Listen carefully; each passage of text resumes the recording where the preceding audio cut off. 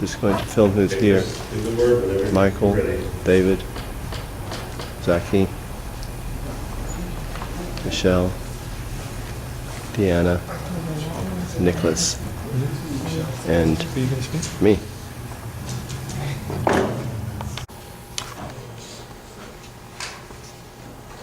It's interesting, in Jewish tradition, we say you have to have 10 people to count for what's called a minyan, a prayer group.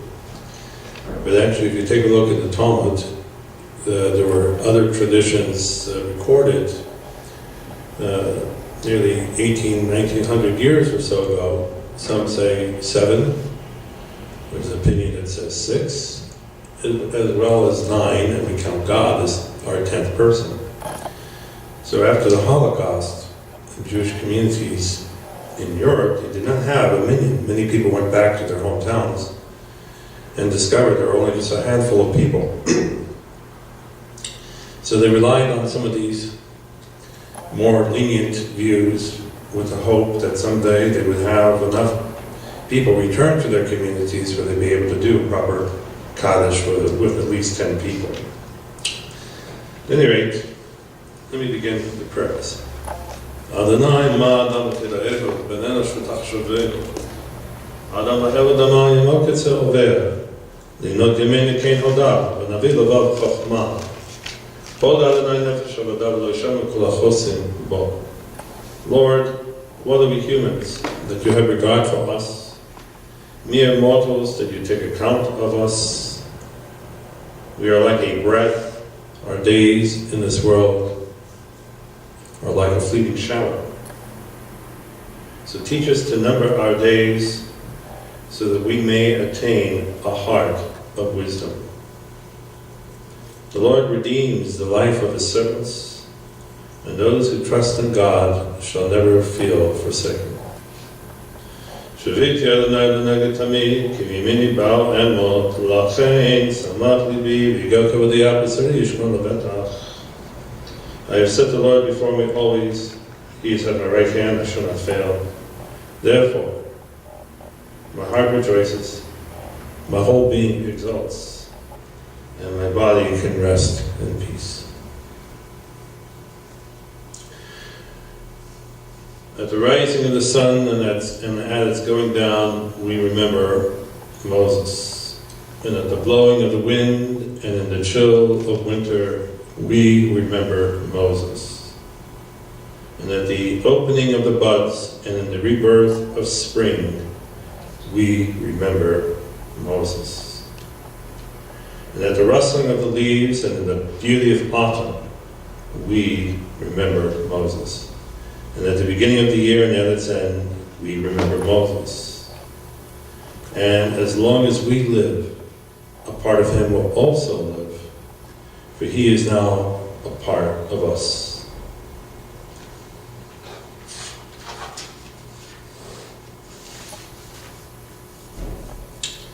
We're here to pay tribute to a very special person, Moses Mizrahi. Moses ben Ezra. I'd like to begin with a parable. 2 ships were sailing near the shore. One headed towards the open sea, and the other headed towards the harbor. Everyone cheered as they watched the outgoing ship, but very few people cheered for the incoming ship. And the wise men observed, this seems to be inconsistent. There is something contradictory here. You might think it would be the other way around. It's not the outgoing ship that ought to be cheered, for nobody knows what will lie in wait for it. Maybe it will run into a storm. Wind conditions are unpredictable for sailors. Nobody knows what stormy seas it may encounter. And who knows whether it will survive. However, the incoming ship has already reached its port safely. It has already concluded its voyage safely. And that is an accomplishment that really deserves cheering and celebration. So when I thought about this parable, it occurred to me that this really describes Moses in a nutshell and all the various experiences in life that he went through. He was born in 1913 in Brooklyn. And Brooklyn, as many of us former New Yorkers know, is a Jewish metropolis. And is the kind of place in the beginning of the century which attracted a tremendous amount of Jews from all over the world. And one of the great migration movements of Jews from Europe occurred during that particular decade, as well as the beginning of the century. His parents were Ezra and Flori Mizrahi, whose roots in Palestine stretched almost 150 years. And Moses was the oldest sibling, and his other siblings include Yitzchak, who is Isaac, who is here with us today, Shauli, Elisa, and Nina. In 1932, now please forgive me if my chronology is not quite perfect here. I wrote it down as I heard it. He moves to Israel and lives in Jerusalem. He goes to high school in Beirut. Beirut has always been considered like the Paris of the Middle East. His family moves back to Brooklyn, and after his graduation in 1946, and later returns to Israel not long after the War of Independence in 1949. Moses, you could say, was one of Israel's founding fathers, and this event in Jewish history is arguably one of the greatest events that Jewish people can take great pride in, especially after such a dark chapter as the Holocaust. And I want to share with you something interesting, that after the Holocaust, and my father was a Holocaust survivor, so I know this, and I know this from many other survivors. The State of Israel created a new kind of Jew. Gone were the days when the Jew felt fearful of survival and worried about the non-Jewish host kicking Jews out whenever it seemed convenient. The Israeli Jew is a very proud Jew. And Jews who feel a strong connection to Israel aren't afraid to tell the world. And that's one of the great, great and magnificent changes that we see today. And it's perhaps one of the reasons why many people in Europe have trouble dealing with Israel. Because the Jew is a proud person. He's not an underling. He's not ashamed of who he is or she is. And growing up in Israel made him a strong and proud Jew, qualities that remained with him throughout his life. And so when he returned to the United States, he later, and he traveled a great deal. And so he enlisted in the army and even fought in Korea, where he served as a sergeant, where he worked in the munitions against the communists. And later on, he goes to after the war, he goes to Germany. Bear in mind, like our sailor in the original story, he went to many, many fascinating places, and some were quite dangerous.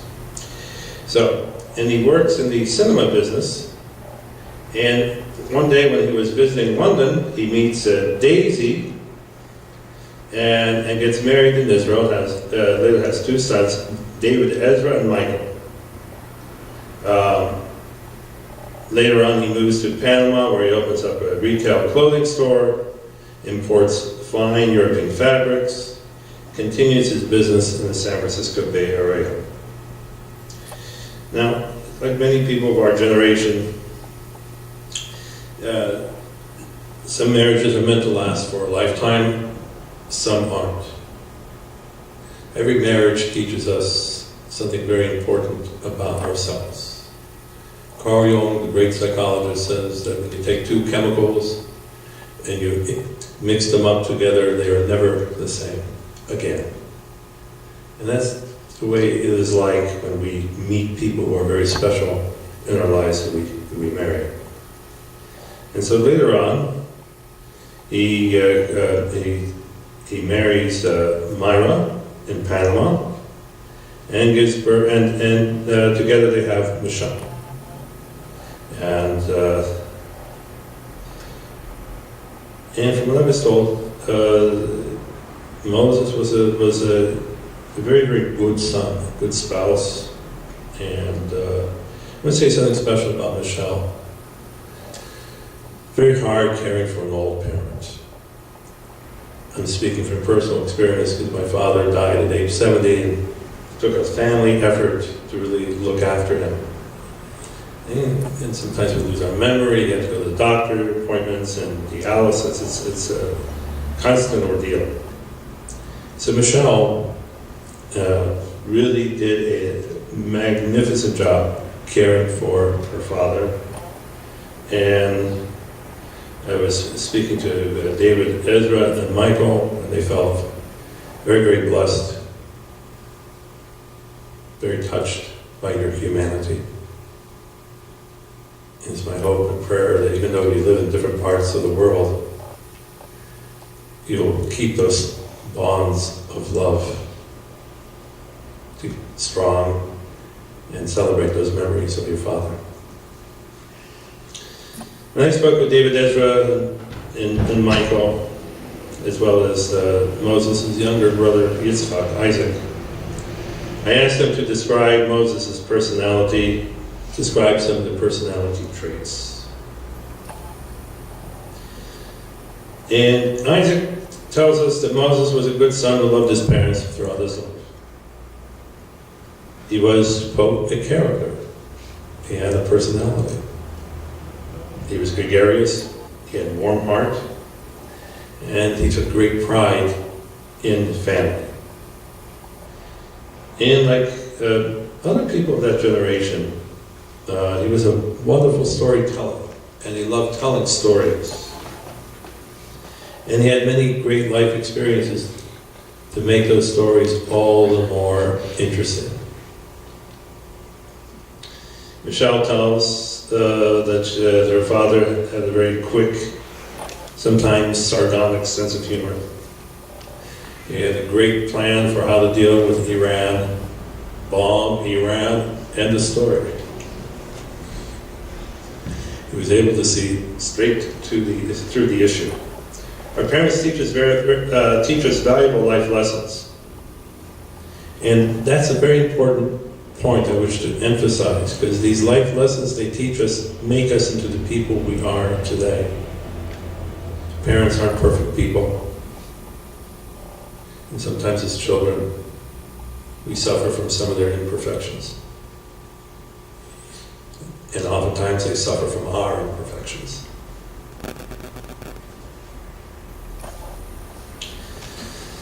For Michael, as he looks back, his father taught him the importance of taking responsibility for the people that matter most. And that relationships require and demand a presence of mind and spirit. David Ezra acknowledged that family bonds have their ebb and flow. And as I said, there are no perfect parents and no perfect children. But as we grow older, we must learn to accept our parents. And sometimes they grow beyond our hopes and expectations. It's a very interesting anecdote from Mark Twain. He said when he was 15, when I was 15, I thought my father was a complete idiot. But by the time I turned 40, I was amazed how much the old man had grown.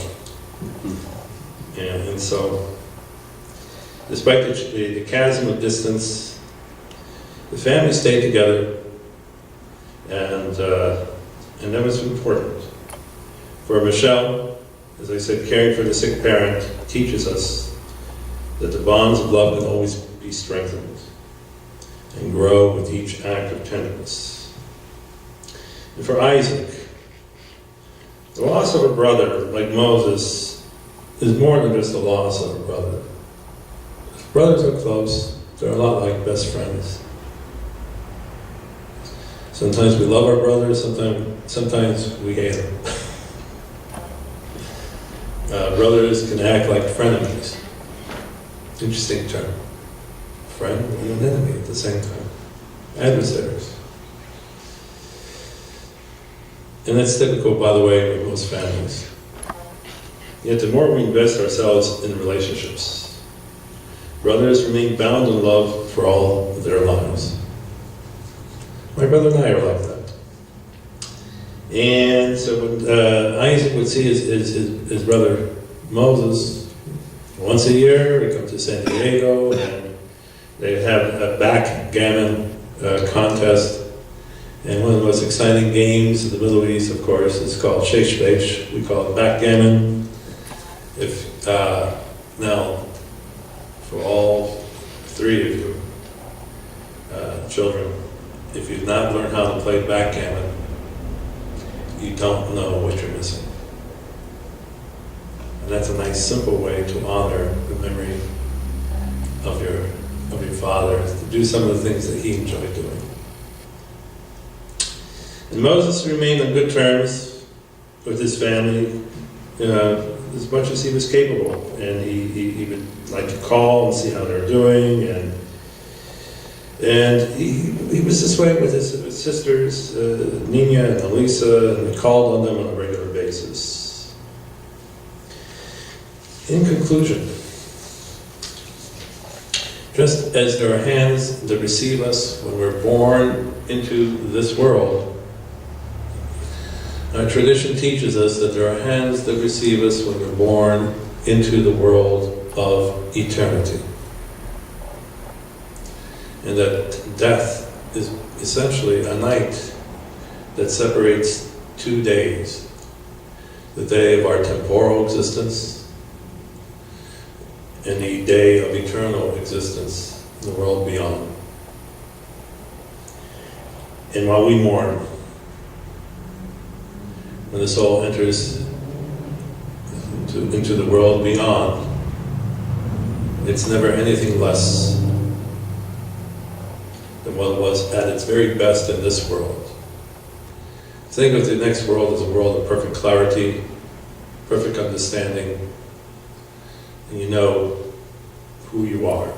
And you're surrounded by the souls of your parents and other people who are predeceased, your relatives, friends. And while we mourn, there's great celebration elsewhere in the world beyond. Now, I'd like to call on any family members who would like to say a few words. If you don't want to say a few words, it's fine. And okay, we'll call on David Ezra to come up and say a few words.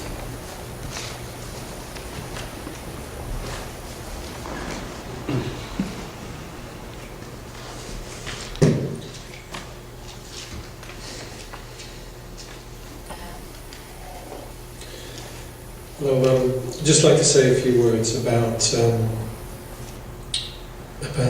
my father and about the fond memories I have of him and about the effect, the legacy that he left with me.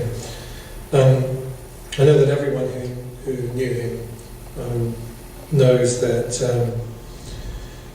he was a big man with a warm heart, and that's the way everybody sees him who stayed on the right side of him. He loved to share good times with friends, and especially with family. Family meant everything to him.